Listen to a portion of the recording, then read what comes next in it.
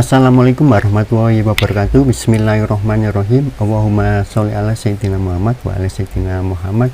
Semoga kita semua selalu diberikan kesehatan, diberikan rezeki yang berlimpah dan barokah. Amin ya rabbal alamin. Meskipun sudah banyak sekali video tentang otomatis dari pompa air, tetapi bagi orang yang awam, saya sangat mengerti bila itu masih sulit dipahami. Di video kali ini saya akan mencoba membahas topik otomatis dari pompa air dengan bahasa yang sesederhana mungkin dan mudah-mudahan bisa dipahami bagi orang awam. Silakan teman-teman subscribe channel ini jika memang konten dari channel-channel ini bermanfaat. Teman-teman yang baru bergabung bisa cek video-video saya tentang pompa air dan water heater. Yang pertama, kita akan bahas dulu apa pengertian dari pompa air, yaitu suatu alat yang bisa memindahkan fluida, dalam hal ini air, dari tekanan rendah menuju tekanan tinggi. Banyak tipe pompa air dan itu tergantung dari penggeraknya. Jadi pompa air itu adalah suatu sistem yang mana terdiri dari, saya sebut 3P. Yang pertama adalah penggerak, yang kedua adalah pompa, dan yang ketiga adalah pipa. Jadi itu satu kesatuan, teman-teman. Kita batasi membahas pompa air yang ada di rumah tangga, di mana pompa air di rumah tangga penggeraknya umumnya listrik. Jadi kita bicara pompa air listrik, karena nanti banyak penggerak lain, misalkan dari pompa air yang irigasi di sawah itu penggeraknya diesel, penggeraknya bensin. Itu yang nanti membedakan, tetapi pompanya sendiri secara konstruksi sama, hanya beda di penggeraknya. Pompa rumah tangga juga ada pompa manual, misalkan pompa Dragon. Seperti ini teman-teman, konstruksi pompa air di rumah tangga. Pada pompa air rumah tangga yang kita beli dari toko itu hanya 2 sistem saja, teman-teman. Sedangkan satu sistem kita pasang di rumah, yaitu perpipaannya. Jadi yang kita beli dari toko itu 2 sistem. Yang pertama pompanya ini, yang kedua adalah penggeraknya. Kalau di rumah tangga berarti penggeraknya adalah motor listrik atau sering kita sebut dinamo. Jadi yang belakang ini penggeraknya berarti dinamo atau motor listrik. Karena kita bicara pompa air rumah tangga yang otomatis, berarti pompa itu harus ada unsur otomatisnya berupa switch. Seperti apa switch itu? Ada beberapa macam. Teman-teman, inilah beberapa otomatis dari pompa air yang sudah sering dipakai atau paling umum dipakai seperti ini. Yang pertama, ini yang paling umum teman-teman, ini standar untuk pompa air, otomatisnya pompa air ini adalah pressure switch. Ini standarnya pompa air. Semua pompa air otomatis memakai ini, pressure switch.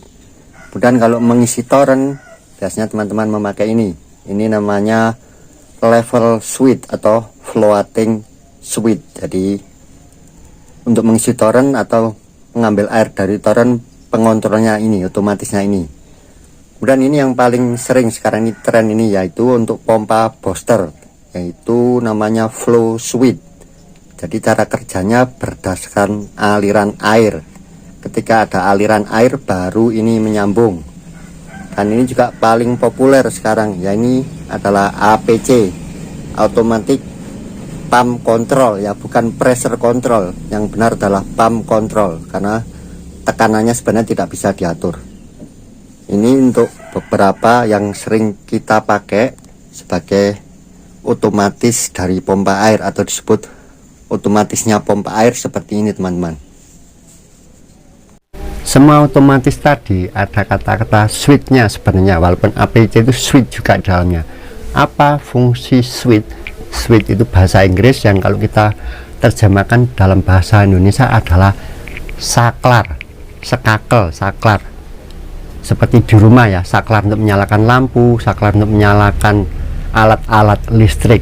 Tugasnya apa? Tugas dari saklar atau switch itu adalah menyambung dan memutus. Jadi dua itu saja fungsinya, menyambung atau memutus arus listrik ke motor dinamo, karena kita bicara pompa air listrik.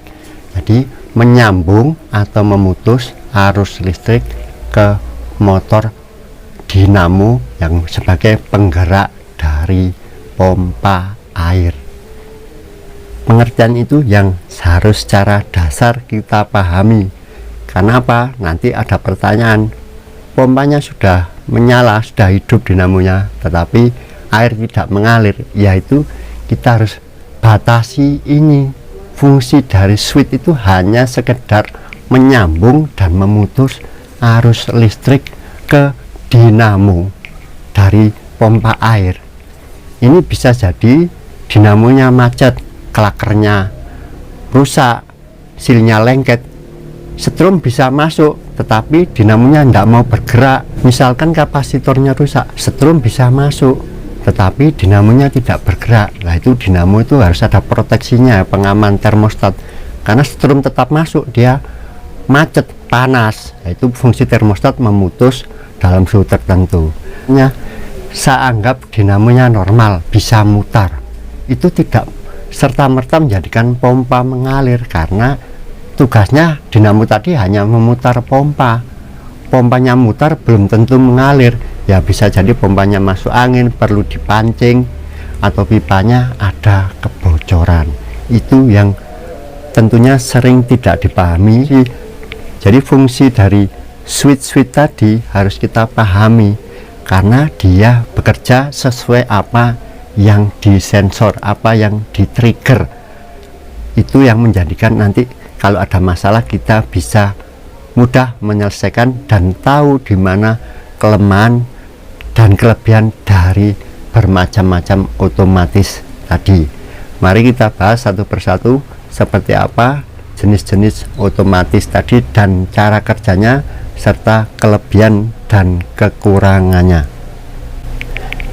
Yang pertama kita akan bahas yang namanya pressure switch. Salah satu contoh pressure switch, macam-macam bentuknya. Ini salah satu contoh saja. Pressure switch ini adalah perlengkapan standar ya untuk pompa air sumur otomatis. Itu semua pompa air sumur otomatis secara standar pabrikan diberikan kelengkapan namanya pressure switch. Seperti apa cara kerjanya? Mari saya tunjukkan. Seperti ini kalau kita mau menyambungkan pressure switch dengan pompa air.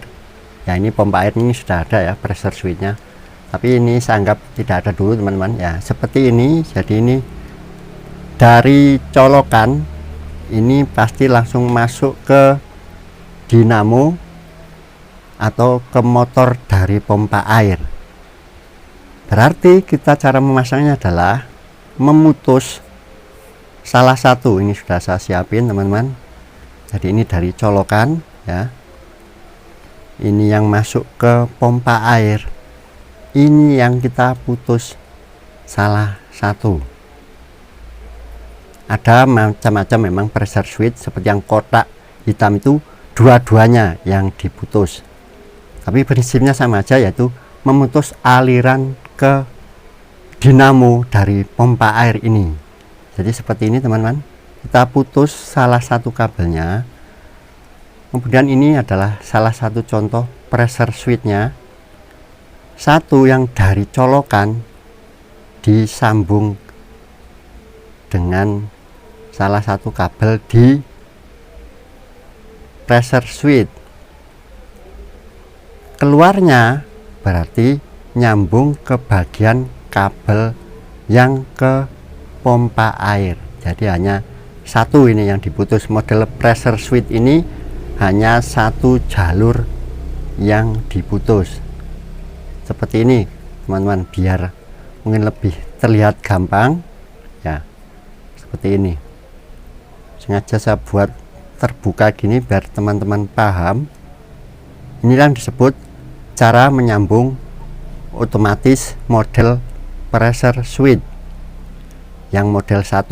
Kalau yang model hitam dua-duanya, jadi masuk ke sini 2, keluar 2, yang diputus 2 jalur. Kalau model pressure switch ini hanya 1 jalur. Ada teman yang bertanya itu plusnya atau minusnya. Ya sama saja, mau plus minus, tergantung ini colokannya ya. Kalau colokan kita balik ya nanti yang terputus kan beda-beda, itu aja. Jadi ini yang disebut pressure switch dalam kondisi normal. Ini yang disebut NC, normally close, selalu nyambung, selalu ngontak. Artinya apa? Ini saya colok, pompa akan langsung hidup. Itu bedanya dengan otomatis yang lain. Ini disebut normally close. Dalam keadaan normal ini seperti ini nyambung. Kita tes dengan colokan. Saya isolasi dulu ya teman-teman, karena listrik ini berbahaya. Dimana kita meletakkan pressure switch ini, karena yang ada perubahan tekanan itu adalah di bagian output. Jadi pressure switch ini dipasang di bagian keluaran pompa, outputnya pompa. Kalau model seperti ini teman-teman ada di tabungnya ya, karena ini tabungnya tempat keluarnya air. Jadi ini bisa dipasang di mana saja sebenarnya, di bagian keluaran dari pompa, bukan di bagian hisap ya. Ini bagian hisap kalau model pompa ini dipasang di bagian keluaran dari pompa. Dalam keadaan seperti ini yang disebut normally close ya teman-teman. Jadi ini nyambung ya, seperti ini. Saya colokkan, pompa akan menyala. Jadi otomatis seperti ini, pressure switch ini dipasang di pompa air karena dia harus menghisap dulu, harus menyala dulu, baru air mengalir. Matinya di mana? Matinya setelah ada penutupan keluaran air. Jadi kalau pompanya sudah mengalir dan kerannya ditutup, maka terjadi tekanan. Tekanan ini yang akan mendorong pressure switch seperti ini. Jadi mati.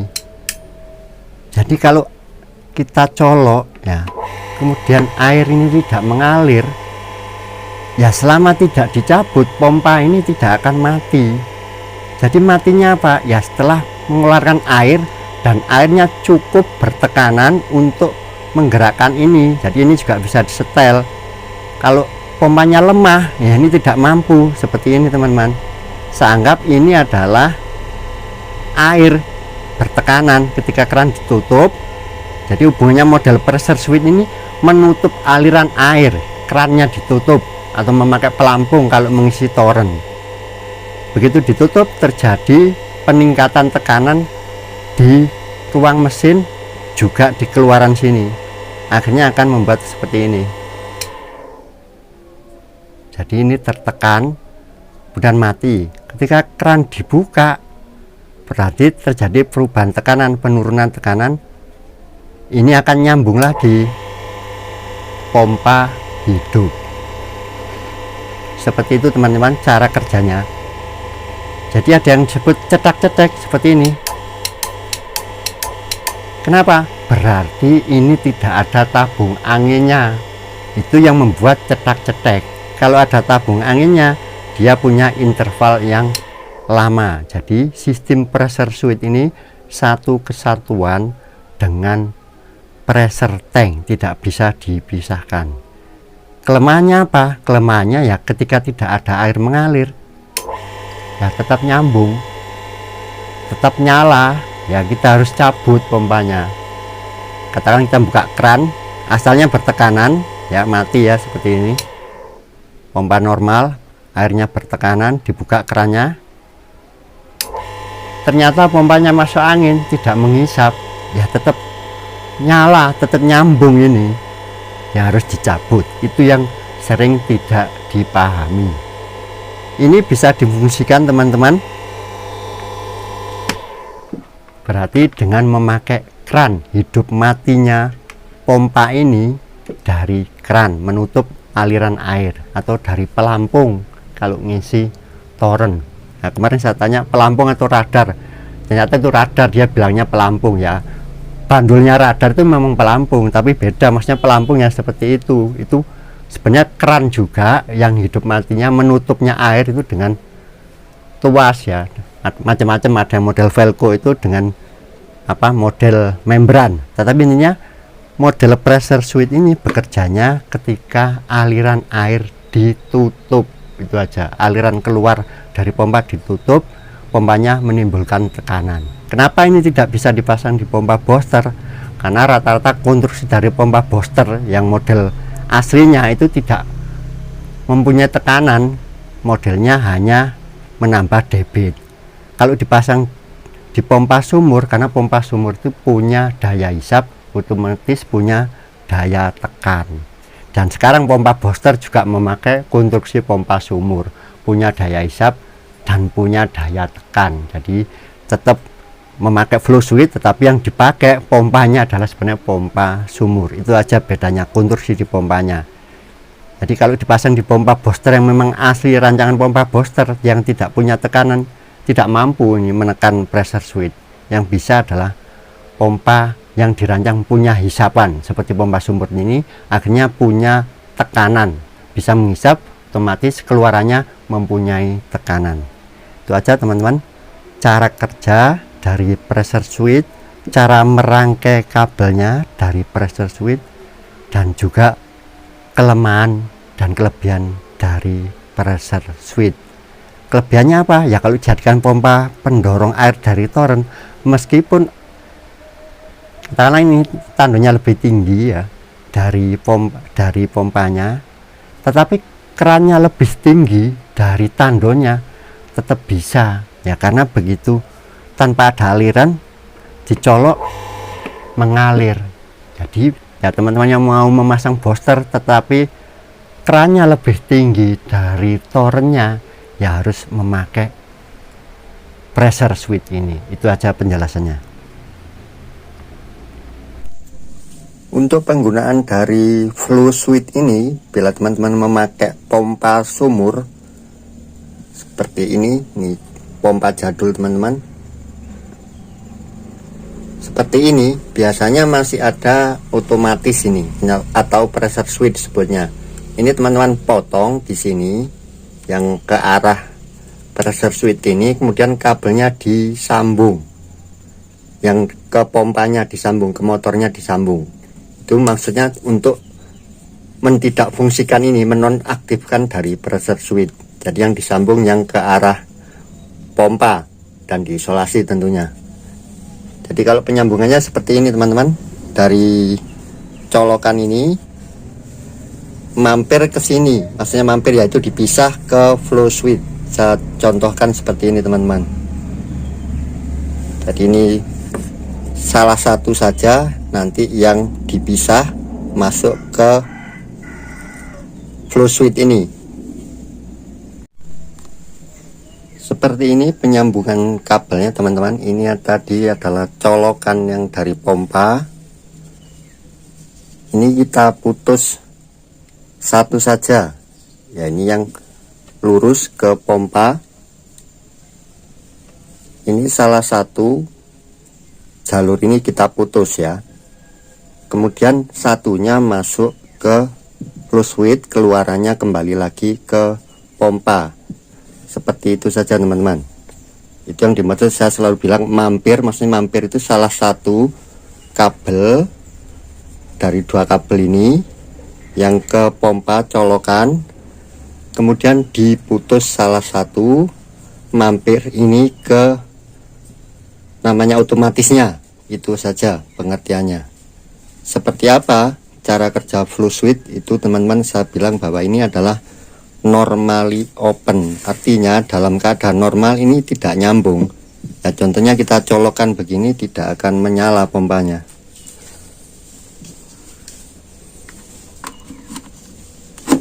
ya, pompa tidak menyala. Itu yang disebut normally open. tidak menyambung, dalam keadaan normal tidak menyambung, makanya tidak bisa digunakan sebagai pompa sumur, karena kan pompanya menghisap air. Untuk menggerakkan ini perlu aliran air, makanya otomatis ini tidak bisa digunakan untuk pompa yang menghisap airnya lebih rendah dari pompanya. Karena apa? Butuh aliran dulu untuk bisa menggerakkan flow switch ini. Ya bisanya apa? Sebagai pompa booster atau pompa pendorong air dari toren. Airnya lebih tinggi dari pompanya, akhirnya bisa mengalir dulu seperti ini teman-teman. Nah, ini arahnya kan ke sana ya. Ini saya anggap air yang masuk ke sini teman-teman. Ya, pompa baru hidup. Dan untuk mendorong ke sana ini ada standarnya flow switch ini. Tiap flow switch beda-beda. Patokannya biasanya memakai standar liter atau tekanan yang bisa menggerakkan taboknya ini teman-teman. Itu patokannya biasanya dari tinggi tandon ke kran terdekat, jarak vertikalnya. Itu biasanya memakai patokan itu ya 2 meter lah, meskipun ada yang menulis 1 meter. Kemudian ya kerannya harus cukup besar. Ini masih berlubang teman-teman, karena bukan tabok, klep tabok ya, ini keplek saja. Jadi air kecil mengalir masih bisa. Nah ini kelebihannya apa ya? Berarti kelebihannya kalau ada bocor-bocor kecil atau aliran kecil, pompa tidak hidup. Harus ada standarnya, misalkan 2 liter per menit. Buka sedikit gini. Ya itu teman-teman, terlihat celahnya sedikit. Itu baru air mengalir, atau maksudnya baru pompa bekerja. Itu penjelasan lebih teknisnya adalah pompa hidup atau strom masuk ke pompa, itu yang lebih jelas seperti ini. Jadi misalkan air dari toren itu habis, ya otomatis ini nutup ya, kembali ke normally open. Itu aman bagi pompa karena pompanya tidak hidup, strom tidak masuk ke dinamo, ke motor dari pompa ini. Itu pengertiannya. Jadi ini juga punya kelebihan dan punya kelemahan. Kelemahannya ya kadang perlu dipancing air yang besar dulu, misalkan buka keran besar dulu baru ini hidup. Otomatis ketika pompa sudah hidup dan mengalirkan air, dia bukanya tambah besar ya, karena ada aliran air. Ketika memakai keran kecil setelah terbuka tadi, misalnya seperti ini, memakai keran kecil tetap hidup. Karena apa? Masih melebihi dari 2 liter per menit tadi. Jadi kalau sudah ini terbuka, pompa mengalir, menyala, ketika keran dikembalikan ke kecil, dia masih hidup. Nah, itu mungkin yang disebut boros. Tapi aliran kan maksudnya stabil. Itu saja. Jadi pengertiannya ini digunakan saja di pompa yang jangan lebih dari 150 watt, biar tidak terlalu boros. Nah, ketika aliran kecil tadi, dia akan sedikit menutup begini. Kecuali sudah mati, keran ditutup beneran, dia baru mati. Itu saja pengertiannya. Ini untuk pompa booster, biasanya sering dipakai dan umum ini pastinya. Kalau pompa booster ya pasti dilengkapi dengan namanya flow switch. Ada yang di dalam pompanya, ada yang terpasang di luar seperti ini. Yang sekarang ini umumnya adalah pompa sumur. Walaupun itu dari pabrikan, rancangannya pompa sumur, kemudian ditambah ini. Apa kelebihan dari pompa sumur? Adalah pompa sumur itu punya daya hisap, otomatis mempunyai daya hisap, mempunyai daya tekan. Cuman biasanya debitnya tidak terlalu besar. Kalau pompa booster dirancang debitnya besar, tetapi tekanan tidak terlalu besar, hanya mempercepat aliran sehingga debitnya semakin besar. Itu bedanya. Saja teman-teman untuk yang flow switch. Jadi kalau sudah memakai flow switch, ya ini harus dinonaktifkan. Ada yang mengkombinasi seperti ini karena flow switchnya bermasalah, istilahnya keran ditutup tidak mati, itu bisa saja terjadi. Tapi kalau dikombinasi bisa jadi nanti cetak-cetek juga bermasalah, karena ini mati sementara aliran ada, dia akan buka lagi, pompa nyala, dan ini karena tekanan tinggi mati lagi. Itu orang yang bilang kombinasi, tapi sebaiknya ya cukup ini saja kalau memang alirannya sudah cukup menggerakkan dari flow switch ini. Itu saja teman-teman untuk yang cara kerja flow switch.